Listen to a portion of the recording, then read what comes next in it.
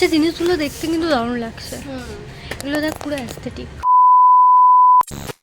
তো hello everyone, আজকে একটা নতুন ব্লগ নিয়ে চলে এসেছি। যদিও এই ভিডিওটা অনেক কাল আগেকার।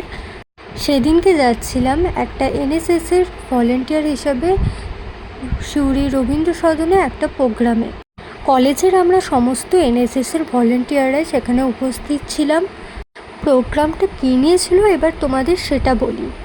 বৃদ্ধ এবং বৃদ্ধাদের বয়সকালে যেই সুবিধাগুলো তারা যে ফেস করে সেগুলোকে নিয়েই ছিল মেন প্রোগ্রাম। এখানে সবসময় তো আর নিজের ফ্যামিলির লোকজন নিজেদের পাশে তো আর থাকে না।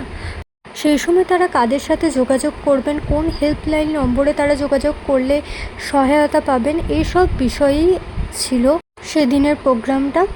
এবং শুধু তাই নয়, বৃদ্ধদের জন্য তাদের সহায়তার জন্য আরও কিছু ব্যবস্থা আছে, সেটা হচ্ছে আইনি ব্যবস্থা। সেটার সম্পর্কেও এখানে অনেকেই বলেছেন। এখানে গেস্ট হিসাবে প্রেজেন্ট ছিলেন সিউড়ি ডিএম স্যার এবং অ্যাডভোকেট একটা ম্যাম ছিলেন, এবং তার সাথে সাইবার ক্রাইম সিকিউরিটি থেকেও একজন এসেছিলেন। তারপর এই মহিলা দুটো আমার সাথে ঝগড়া করেছিল, মানে মহিলা দুটো নয়, একজনই ঝগড়া করেছিল, সেটা হচ্ছে বর্ষা। তারপরে ওরা আমার ফোনটা নিজেই নিয়ে নিল, যে ভুলভাল এখানে বকেছে। মেন ঝগড়াটা ছিল হচ্ছে পাশে বসা নিয়ে, মানে আমার জন্য জায়গা রাখিনি, ওই জন্য ঝগড়া হয়ে গেছিলো আমার। মানে দুজনেই ঝগড়া করে ফেলেছে, দুজনে মুখটা বাংলার 5।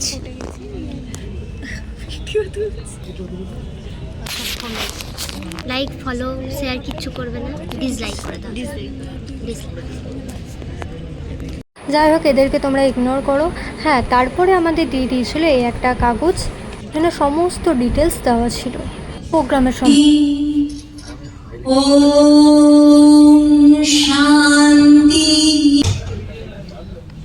ডিএমসের বলার পরে বিশেষ কিছু বলার থাকে না, তবুও দুটো একটা কথা।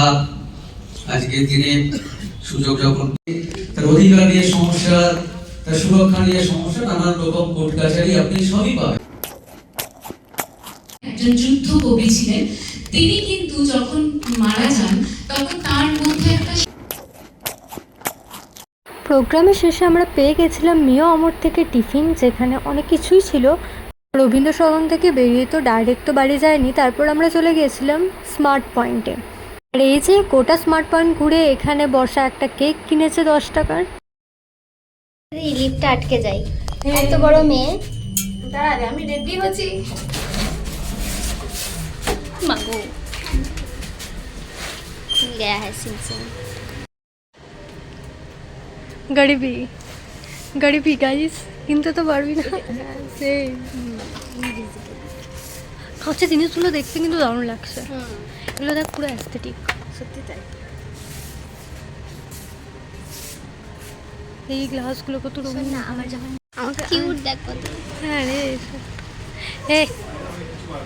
তো যাই হোক, আজকের ব্লগটা এইটুকুই।